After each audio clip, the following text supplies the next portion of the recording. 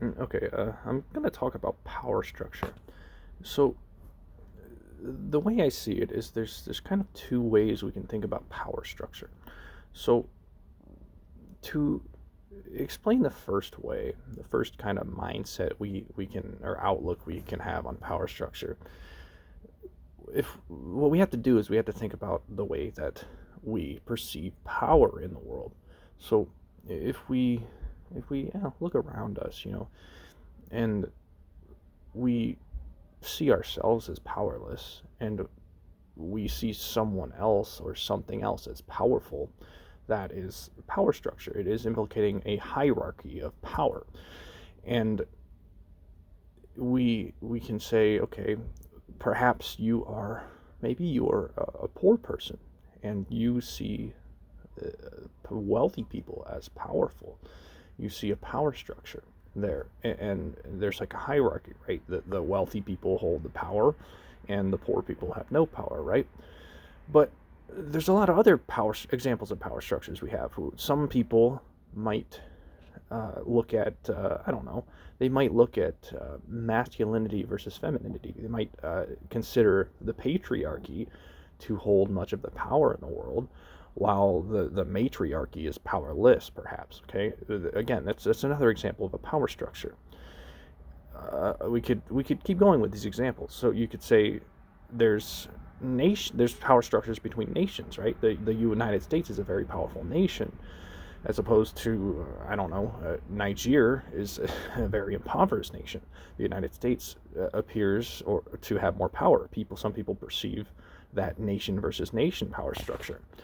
There's other examples, race power structures, black versus white or whatever, even culture versus culture. We could even say the gender war, right? The gender divide. We have the gender versus sex debate. And some people who, I don't know, have the more traditional view of gender and sex, they might believe that there's two genders. And they might feel they're losing power to the people who believe there's more than two genders, right? So there's a hierarchy here, and in each of these, and I'll give you a couple more examples. Basically what I'm giving examples of here is examples of divides, okay, cultural divides, okay, between people. So even we could go as far down to vegans versus carnivores. Vegans might feel like they are powerless to the carnivores who are eating a bunch of meat, right? And then the carnivores might feel like they're powerless to the vegans who are trying to encourage, I don't know, the cessation of animal consumption, right? And then obviously there's the political divides, the political power structure. Democrat versus Republican. That's a very obvious one. And we can think of religion versus religion, or even a religion versus atheism, right? There's a power structure there. There's conflict between religions and lack of religions, right? Maybe, and oftentimes the religious debate comes down to abortion. That's a common one, right? The religious people feel that abortion is murder, and the perhaps the atheists feel that banning abortion is a misogynistic behavior, right? And we could go down to even family versus stranger, right? There's a power structure there as well. We may feel that everyone else in the world is trying to basically in competition with us and our loved ones, our family and friends, right? There's a power structure there. And you could even go as far down to sports teams, right? People have, they look at the other NFL team, their NFL rival, and when they lose to that team, perhaps they might feel a little down for a couple of days, right? It might kind of bum them out, and that ultimately is a power structure. If a sports team if a sports rival beating your preferred sports team is creating, I don't know, if they're affecting your emotions, there's power there, right? So, what's the one thing in common with all of these power structures, these examples? Well, again, there's a divide, right? There's a human versus human divide present in all of them. So, you have kind of like a human ego versus human ego going on. they're all characterized by division between humans, okay? And ultimately, there is shifting power between these groups, right? There's no stable power for any group, no matter what you pick, right?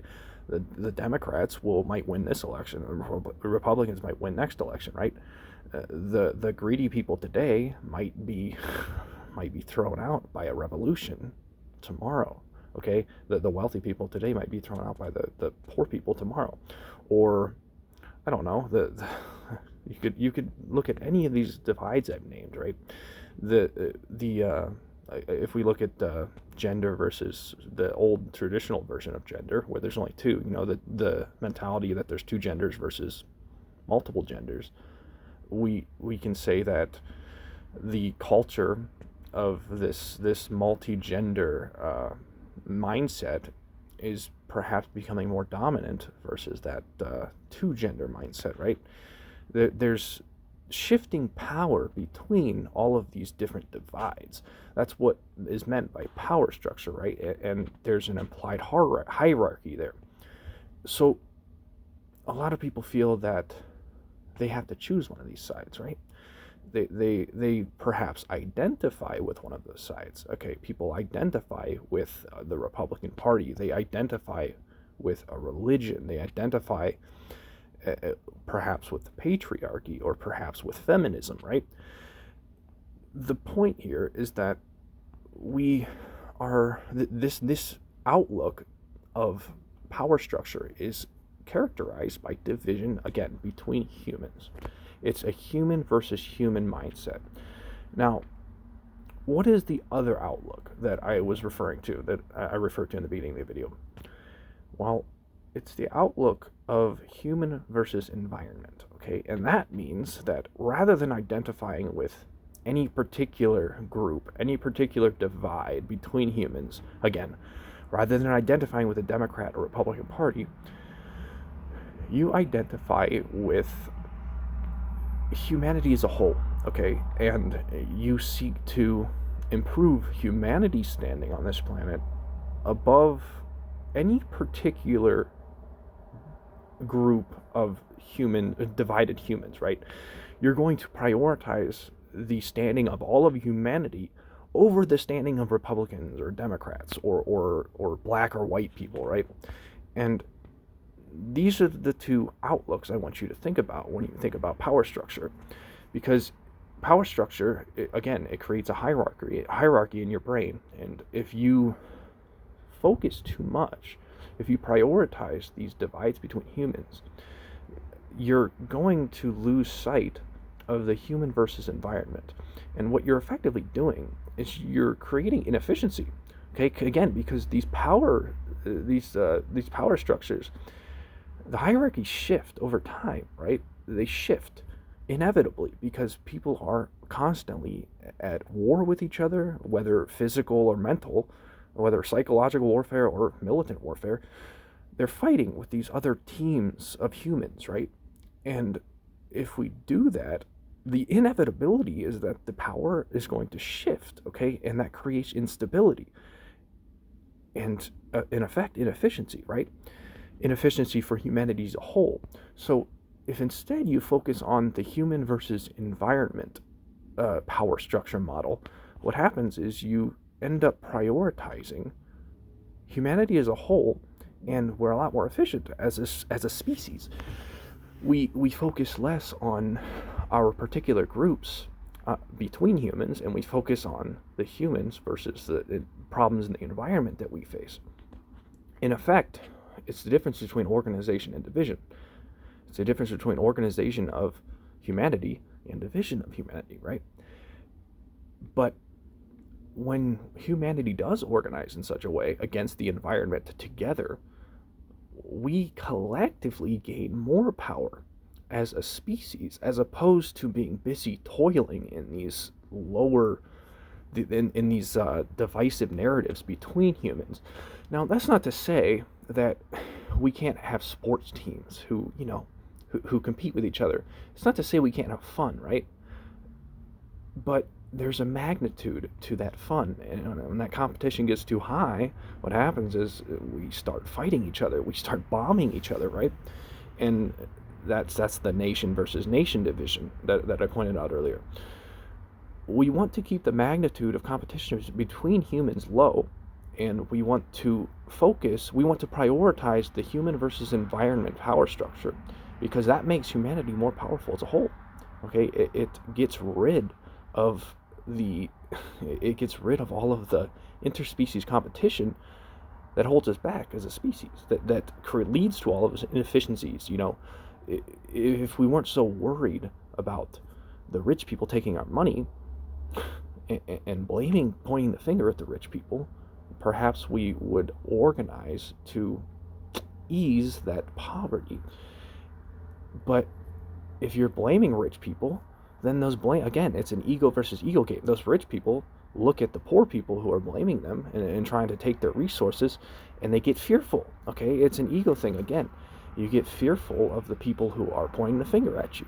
That's what the nature of all of those human versus humans divides. Someone is pointing a finger at somebody else, and then they get defensive and fearful, and that defense leads to more division. It leads to more inefficiency.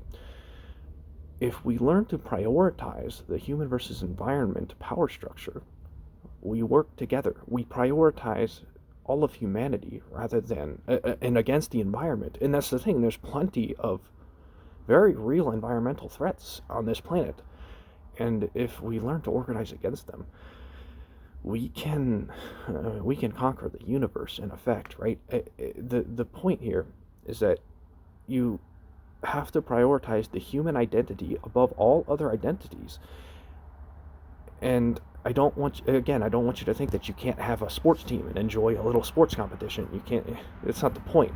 The point is the magnitude of the competition between humans needs to go down if we want to live sustainably on this planet.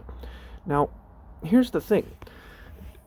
If you have enough diversity of division, and what I mean by diversity of division is you have all of these different divides between humans, all the ones I pointed out in the beginning of the video.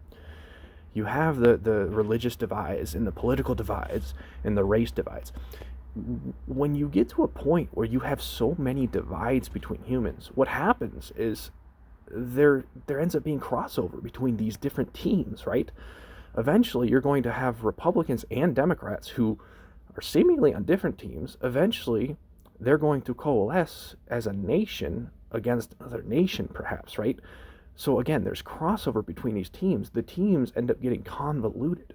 And what that convolution does is it kind of adds nuance, right? It forces nuance into the understanding between humans, okay? So if we think about, as another example of this convolution, again, we can look at, I don't know, if you look at abortion, right? We have religious people who are against abortion, and you have non-religious people who perhaps are for abortion. But you also have non-religious people who don't necessarily like the idea that of aborting a child. They don't encourage it. But they don't also necessarily feel like it should be banned. There's a lot of nuance there. It's a convoluted narrative eventually. And the point is that our identities are being so convoluted that we're being forced to face this nuance. And again, what that nuance ends up doing is it ends up forcing us to work together as a collective humanity. It ends up forcing us to that human versus environment narrative. And that's perhaps the narrative that is increasingly that's that climate change narrative, right? We're being challenged by environmental changes, and it's causing a lot of strife. It's causing a lot of economic problems. It's causing a lot of social problems, because you have if you have a bunch of people, if the sea levels rise, for example, and you have a bunch of people being pushed away from the coasts, that's going to cause an immigration problem, right? And that immigration problem causes all sorts of cultural problems and social problems and economic problems. The bottom line here is that if we prioritize, again, that human identity above all of these identities that we choose and pick within these divides between humans, then we begin to see a world. We begin to see the possibility of world peace. Is what I'm saying. We begin to imagine how that can happen, and that's what you need to do. Don't be too distracted by the media. The media profits when you they profit when you follow those divisive narratives. When you the media profits from controversy, right? And perhaps we could say that I would say that at the top of all of these human versus human divides is the class war. But at the end of the day, again, if poor people are stealing from rich people in order to solve that class war, what's going to happen is those rich people are going to get defensive. They're going to get greedy, and that's just going to cause more of it's just going to widen the divide between the poor and rich. So the answer is to learn to work together. It's to don't point fingers, don't blame people. Instead, we have to foster this understanding of power structure, this collective understanding of power structure. If we want to be as powerful as possible as a species, we have to leave behind these interspecies power structures. It's like it's kind of it's at the top of the hierarchy. It should be anyway. The human versus environment power structure. So just give that a little thought. It's kind of a concept I was thinking about, and it was a little hard to explain, and I think it might deserve a longer, more detailed video, perhaps with some visuals, because I think I can explain it better. But just give it a little thought. Thanks for watching.